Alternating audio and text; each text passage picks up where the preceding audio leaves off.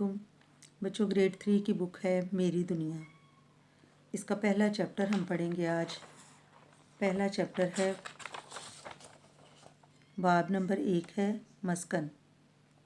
मस्कन किसे कहते हैं?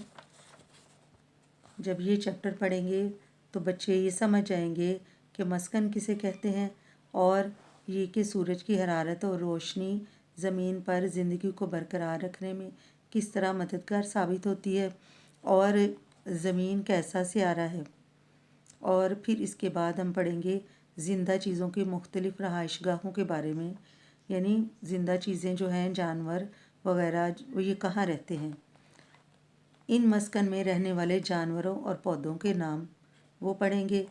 माहौलियाती निज़ाम क्या है, इसका मुख्तसर तारफ़ करवाएंगे, यानी माहौलियाती निज़ाम किसे कहते हैं।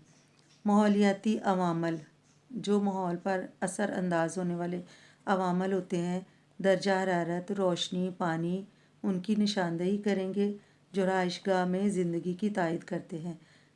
और यानी जो भी किसी रहाइशगाह में, मस्कन में जो रहते हैं जानवर, उन पर जो असर अंदाज होते हैं उनको अवामिल कहते हैं। उनमें दर्जा हरारत है, रोशनी और पानी है। इसके बाद है पौधों जानवरों की मस्कन से मुताबिकत रखने वाली खसूसियात को समझ सकेंगे, यानी पौधों और जानवरों की उनकी हैबिटेट, जो उनकी रहाइश होती है, उनकी जगह होती है रहने की, उससे वो कितनी मुताबिकत रखते हैं, वो खूबियाँ और खसूसियात को हम समझ सकेंगे। और है कुदरती मसाकन पर असर अंदाज होने वाली इंसानी सरगर्मियों की निशानदही कर सकेंगे। जो कुदरत की तरफ से कुछ रहाइशें मिली होती हैं जानवरों को, उन पर इंसान की सरगर्मियाँ कैसे असरानंदाज होती हैं। सपोज़ जैसे कि इंसान अगर कोई दरख्त काटता है तो उन दरख्तों पर जो परिंदे रहते हैं वो किस तरह असरानंदाज होते हैं, उनके बारे में भी हम पढ़ेंगे। इसके बाद है अहम अल्फाज। अहम अल्फाज क्या है? मस्कन है, जो छोटे बच्चे ग्रेड 3 के, उनके लिए बिल्कुल नया लफ्ज़ है। मस्कन किसे कहते हैं? मस्कन वो जगह जहाँ आमतौर पर जानवरों या पौधों की एक ख़ास किस्म पाई जाती है। माहौलियात। माहौलियात किसे कहते हैं? कुदरती दुनिया में जिसमें लोग, जानवर और पौधे रहते हैं, यानी जिसमें लोग भी रहते हैं, इंसान भी, जानवर और पौधे जिस दुनिया में रहते हैं उसको हम माहौल कहते हैं। माहौलियात उसकी जमा है। पोलर किसे कहते हैं? कुतुब शमाली या कुतुब जनूबी का इलाका पोलर कहलाता है। इसको भी हम नेक्स्ट डिफ़ाइन करते हैं। पहला पैराग्राफ है जिसका क्वेश्चन है, ये शॉर्ट क्वेश्चन और आंसर है। मस्कन वो इलाका है जहाँ एक पौधा या जानवर कुदरती तौर पर रहता और नशोनुमा पाता है। यानी जिस तरह साइंस में, इंग्लिश में इसको हैबिटेट कहते हैं, उर्दू में मस्कन रहने की जगह। मस्कन कहते हैं रहने की जगह को।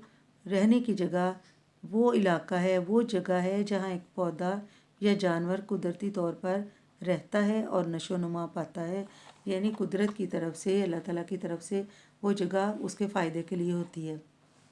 ज़मीन पर आप कहीं भी चले जाएं, आपको खूबसूरत और तरह तरह के जानदार नज़र आएंगे। ज़मीन एक गैर मामूली सियारा है।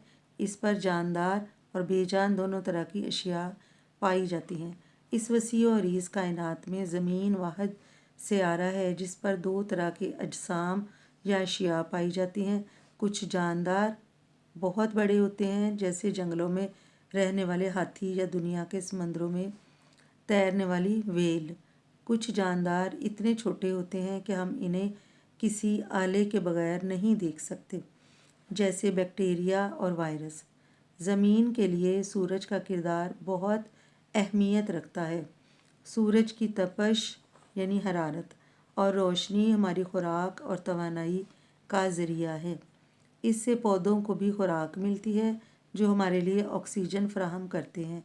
सूरज के बगैर ज़मीन पर ज़िंदगी का कोई तसव्वुर नहीं। इस पैराग्राफ में सूरज की अहमियत के बारे में बताया गया है कि सूरज हमारे लिए कितना अहमियत का हामिल है, यानी अगर सूरज ना हो तो ज़िंदगी ज़मीन पर ना रहे। इसके बाद है अगला पैराग्राफ, मस्कन किसे कहते हैं? مسکن وہ جگہ جہاں جانور اور پودے رہتے ہیں وہ مسکن کہلاتی ہے۔ چونکہ جانور اور پودے زمین پر ہر جگہ پائے جاتے ہیں، لہٰذا مسکن بھی مختلف اقسام اور جسامت کے ہوتے ہیں، جیسے گھاس، دریا، جھیلیں اور سمندر، جنگلات اور صحرا۔ تو بچوں اس پیراگراف سے ہمیں پتہ چلتا ہے کہ مسکن کس جگہ کو کہتے ہیں، یعنی مسکن جو ہے وہ گھاس بھی ہوتی ہے، کیونکہ گھاس میں چھوٹے چھوٹے کیڑے مکوڑے وہ اپنے رہنے کی جگہ بناتے ہیں، وہ ان کا مسکن ہے، وہ ان کا ہیبیٹیٹ ہے، وہ ان کی رہائش ہے، رہنے کی جگہ ہے۔ اور مسکن دریا بھی ہے، کیونکہ دریا میں مچھلیاں رہتی ہیں اور بھی بہت سے آبی جانور جو ہیں وہ رہتے ہیں۔ اور جھیلیں، یہ بھی ایک مسکن ہے۔ سمندر، جہاں بھی جانور رہتے ہیں وہ ان کا مسکن ہے۔ اسی طرح جنگلات میں جانور رہتے ہیں، وہ جنگلات ان کا مسکن ہے، اور اگر صحرا میں اونٹ رہتے ہیں تو صحرا ان کا مسکن ہے۔ ان میں سے ہر ایک مسکن بہت سے جانداروں کا گھر ہے۔ مسکن میں ہوا، خوراک اور پانی اور پناہ گاہ ہوتی ہے جو جانوروں کے لیے ضروری ہے۔ مسکن میں مٹی، زمین، پانی اور دھوپ ہوتی ہے جو پودوں کے لیے ضروری ہے۔ یعنی ایک مسکن میں یہ ساری چیزیں پائی جاتی ہیں۔ پودے اپنا یا جانور اپنا گھر وہیں بناتے ہیں، جو کیڑے مکوڑے بھی ہیں یا جانور ہیں، آبی جانور ہوں یا جنگلی جانور، وہ اپنا گھر، اپنا مسکن وہیں بناتے ہیں جہاں انہیں ہوا ملے، خوراک ملے، پانی اور ان کے لیے پناہ کی جگہ ہو، یعنی جو ان کو دشمنوں سے بچاتی ہو۔ اور مسکن میں مٹی بھی ہو، زمین میں مٹی ہو اچھی، یعنی ریتلی مٹی نہ ہو، اس مٹی میں وہ رہ سکیں، وہاں سے وہ پانی حاصل کر سکیں اور دھوپ حاصل کر سکیں، جو پودوں کے لیے بہت ضروری ہے۔ اب ہے مسکن کی اقسام بھی ہوتی ہیں۔ مسکن کی کتنی اقسام ہیں؟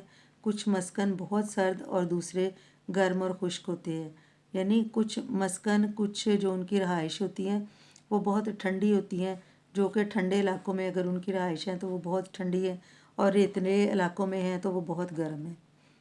ہر مسکن میں خاص قسم کے جانور اور پودے ہوتے ہیں، یعنی جہاں بھی جو بھی ہر رہائش ہے اس میں خاص قسم کے جانور اور پودے ہوتے ہیں، وہ اس ماحول میں زندہ رہ سکتے ہیں۔